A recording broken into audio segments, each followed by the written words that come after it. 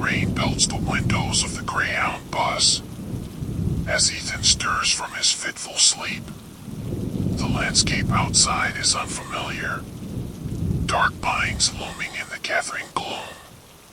Lightning flashes, illuminating a sign by the roadside.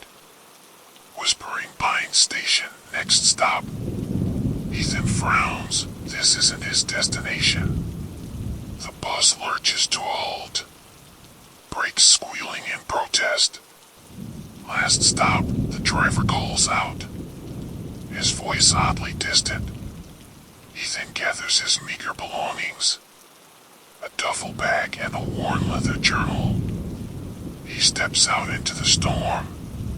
The cold rain instantly soaking through his clothes. Before him stands Whispering Pines Station. A decrepit wooden structure. Its paint peeling like leper's skin. The windows, dark empty sockets staring into the night. Lightning flashes again. For a moment, Ethan swears he sees faces pressed against the glass. But when he looks closer, only his own reflection stares back. He turns to ask the driver, but the bus is gone, vanished into the storm, as if it never existed. Ethan's heart races. This can't be happening. He was headed to Seattle for a job interview. How did he end up here? The wind howls, carrying whispers that sound almost like words. Welcome home, they seem to say. But this place is anything but welcoming. With no other choice, Ethan approaches the station's entrance. The door creaks open at his touch, inviting him into its maw. Inside, the air is thick, heavy with the scent of mold and decay. And something else. Something Ethan can't quite place.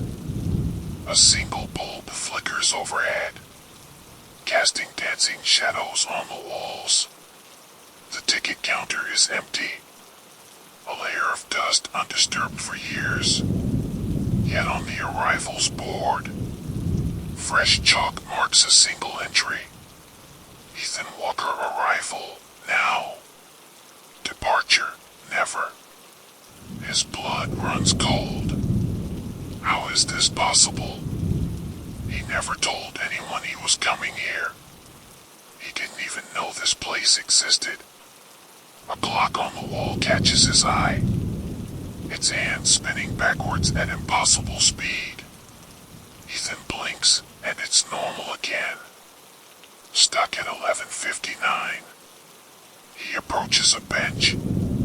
It's wood warped and stained.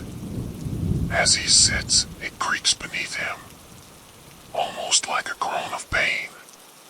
From his duffel, Ethan pulls out his phone. No signal, of course, but the time and date are wrong, showing a day that hasn't happened yet. Panic begins to set in. This has to be a dream, a nightmare. He pinches himself hard, but the pain is all too real. A train whistle sounds in the distance, growing closer with each passing second. Hope flares in Ethan's chest. Maybe this is his way out. He rushes to the platform, rain stinging his eyes. The tracks stretch into the darkness, disappearing into a bank of unnatural fog. The whistle sounds again. Closer now, but wrong somehow. It's not the clean sound of a locomotive, but a wail almost human. And then Ethan sees it, emerging from the mist. Not a train, but a writhing mass of shadows.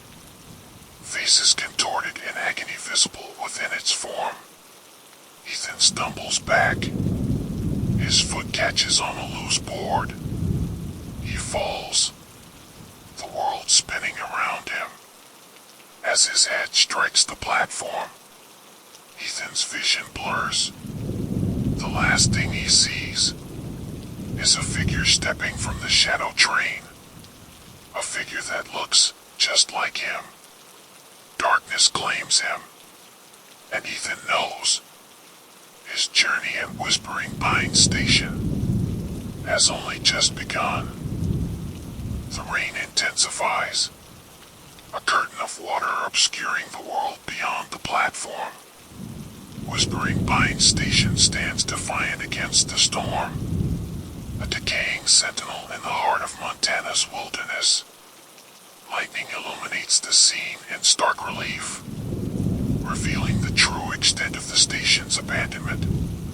Paint peels from weathered boards like rotting flesh, exposing the structure's skeletal framework beneath.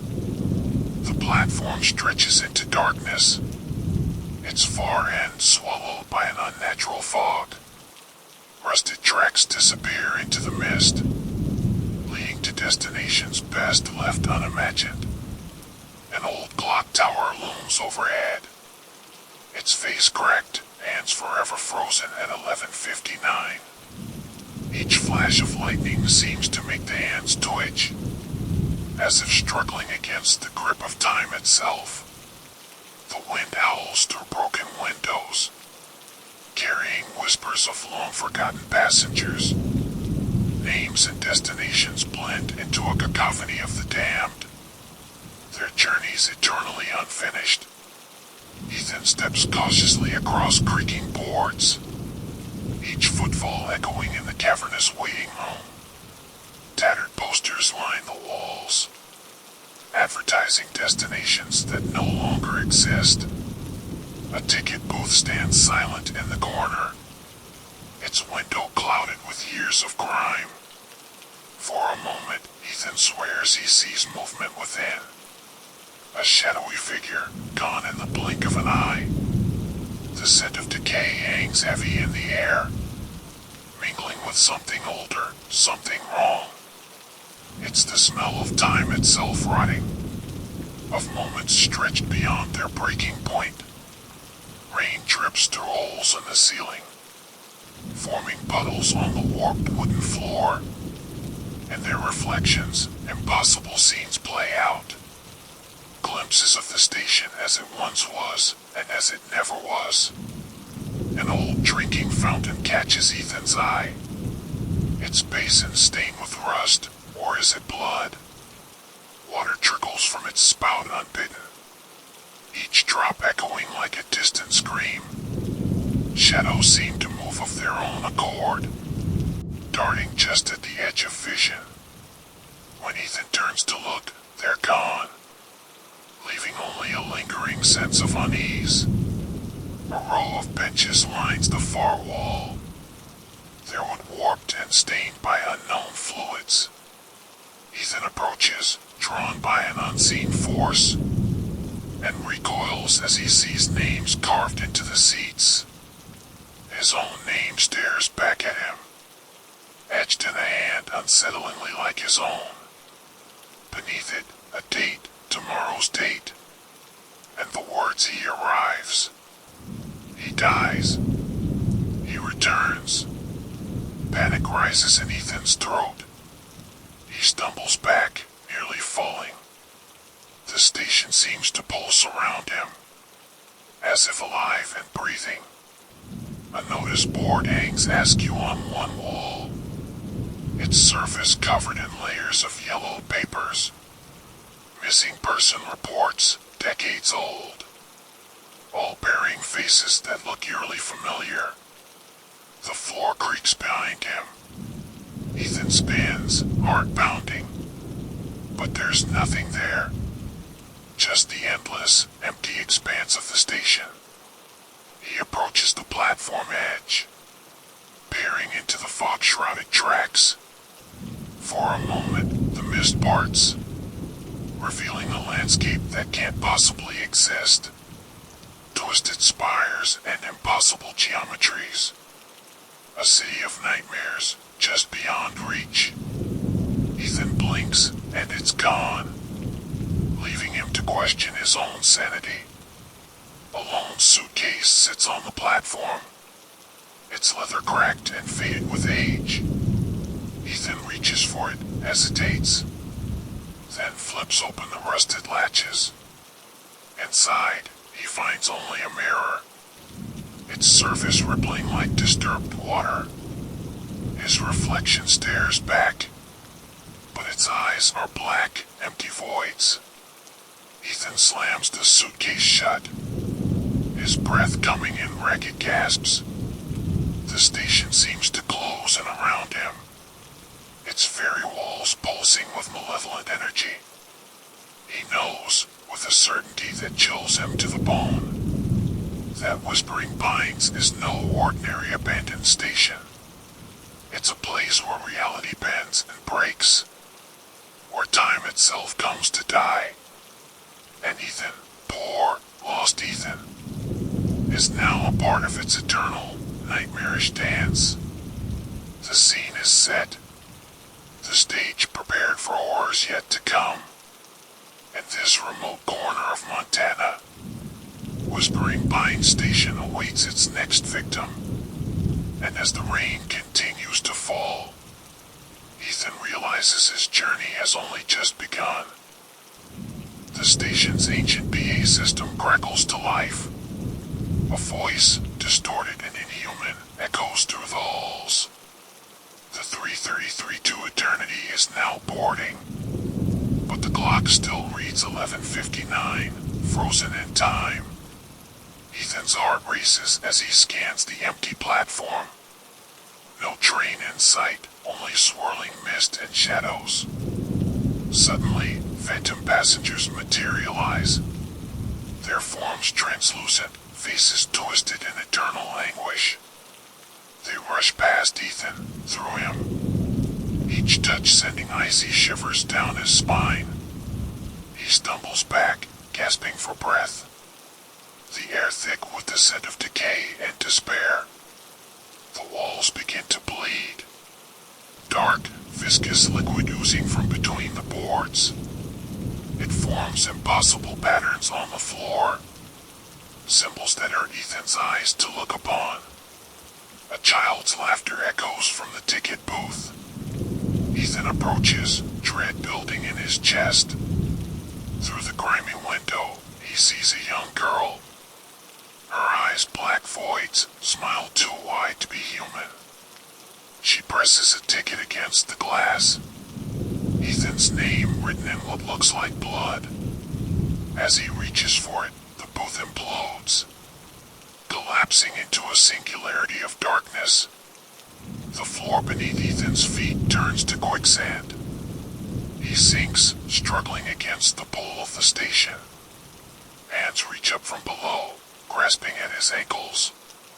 Cold, dead fingers trying to drag him down. With a desperate lunge, he grabs a nearby bench, pulling himself free of the grasping darkness. The floor solidifies, but the handprints remain, a grim reminder of what lurks beneath. The station's lights flicker violently. In the strobing darkness, Ethan sees himself. Dozens of Ethans, from past and future, each one meeting a gruesome fate. One falls before an oncoming train. Another is consumed by living shadows. A third ages rapidly, turning to dust. Ethan squeezes his eyes shut, willing the visions away. When he opens them, the other Ethans are gone. But a new horror waits. The walls ripple like water, and through them, creatures peer with hungry eyes. Tentacles of shadow reach out, caressing Ethan's face with icy touch. He swats them away, but they leave marks. Bruises that spell out "You belong to US" on his skin. A train whistle sounds, impossibly close. Ethan turns to see a locomotive of bone and flesh. It screams down the tracks, made of fused bodies. Faces contorted in eternal agony. As it passes, Ethan feels a tug, as if the train is trying to pull his very soul aboard.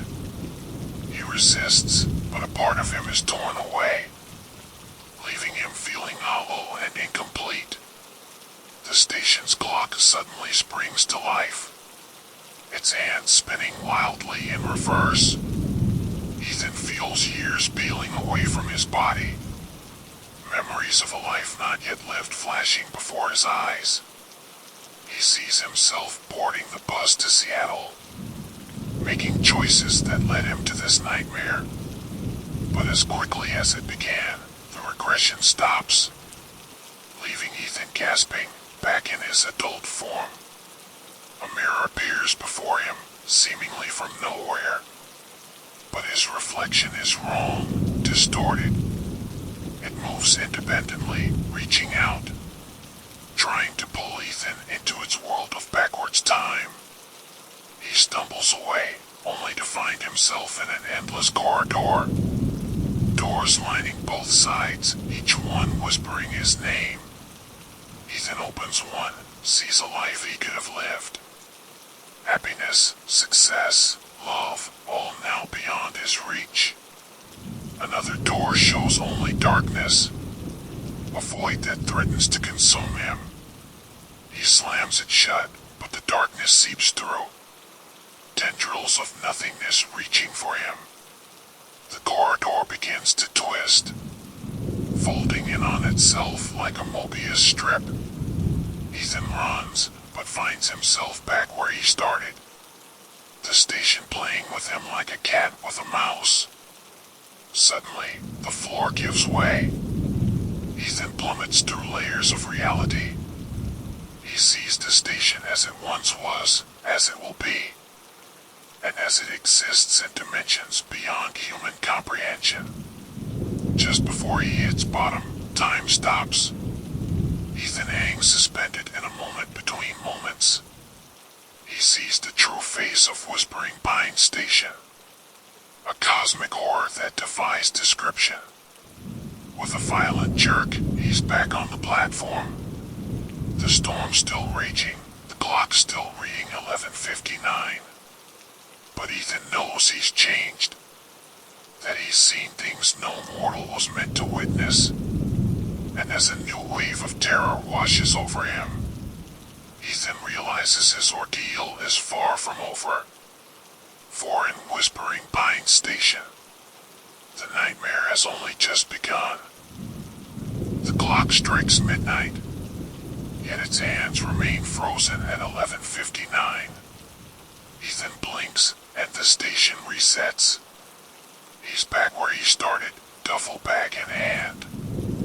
Realization dawns, cold and terrifying. He's trapped in a loop, doomed to repeat this nightmare. But something's different this time. Memories of past iterations linger like ghosts.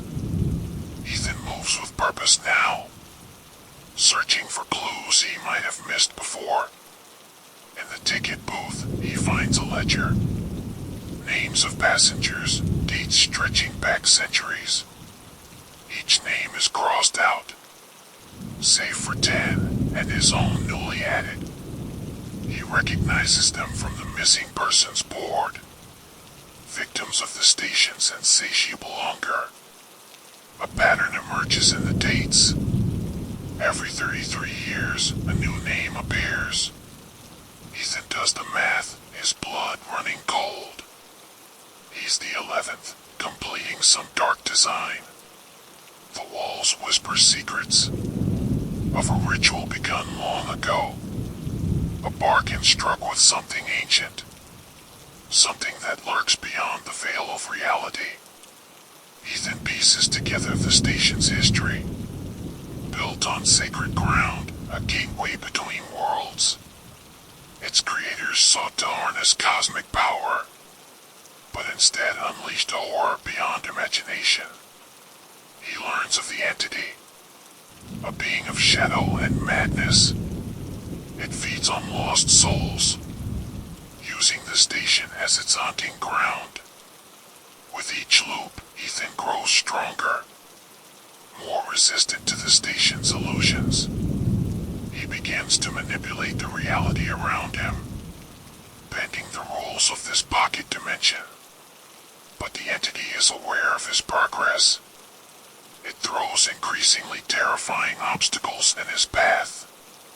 Ethan faces his deepest fears made manifest, yet pushes through, driven by the need to escape. He discovers a hidden chamber beneath the platform, where arcane symbols pulse with eldritch light. Here, the veil between worlds is thinnest, and Ethan sees a chance for freedom. But as he deciphers the ritual to close the gateway, a chilling truth becomes clear. The station requires a sacrifice, a soul freely given to seal the breach. Ethan stands at a crossroads. Escape at the cost of damning another, or remain, breaking the cycle, but trapped for eternity. Time fractures around him. Past, present, and future colliding. Ethan sees countless versions of himself, each facing this same impossible choice. In that moment of clarity, Ethan makes his decision. He will stay, become the guardian, protecting others from the fate he now accepts. As the realization settles, the station shudders, reality shifting. The entity emerges from the shadows, no longer a threat, but a reluctant partner. Ethan takes his place among the 10. Victims turn sentinels at the edge of existence. Together, they wait in the eternal midnight, guardians of a threshold that must never be crossed. And as a new traveler stumbles into Whispering Pines Station, Ethan rises to greet them, a sad smile on his face. For in this liminal space between worlds, the vigil continues, unending and unyielding. The clock remains frozen at 11:59, a reminder of the choice that binds them all. And in the distance, a train whistle sounds, heralding the arrival of another lost soul.